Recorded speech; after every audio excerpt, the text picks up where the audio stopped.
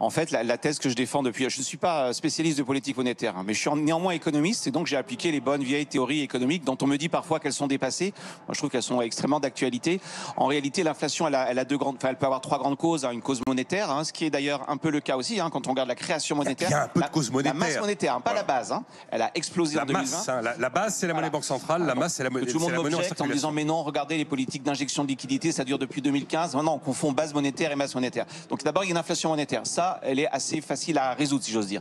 Il y a une deuxième cause. Je rappelle, la base monétaire, c'est la monnaie banque centrale. Exactement. Et la masse monétaire, la monnaie en circulation. Exactement, qui a augmenté, qui a triplé à peu près entre 2020 et 2021 aux États-Unis. Donc il y a forcément une cause aussi monétaire. La seconde cause, on la connaît, c'est les fameux chocs de demande, enfin post-Covid, hein, tout le monde, ou même pendant le Covid, hein, tout le monde veut consommer, avoir son ordinateur, et donc ça fait monter les prix des composants, etc.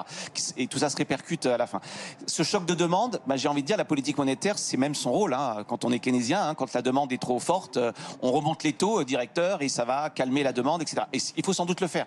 Je laisse la réponse aux spécialistes, mais en tant qu'économiste de base, ça me semble une bonne chose de remonter les taux. Mais il y a une troisième cause de l'inflation, qui à mon avis vient de très loin. C'est un choc d'offre, mais quand je dis choc d'offre, c'est d'abord un choc démographique. Il y a un discours très intéressant du patron de la Banque des règlements internationaux il y a 3 jours à Jackson Hole où il dit mais attendez, il y a un choc démographique, hein, et pas seulement le vieillissement, hein, il y a bien d'autres facteurs.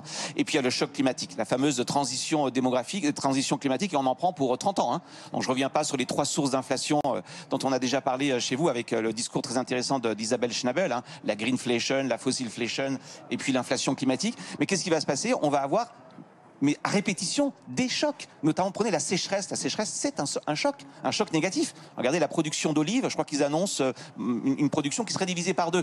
En clair, on est entré dans un monde structurellement d'inflation. Alors,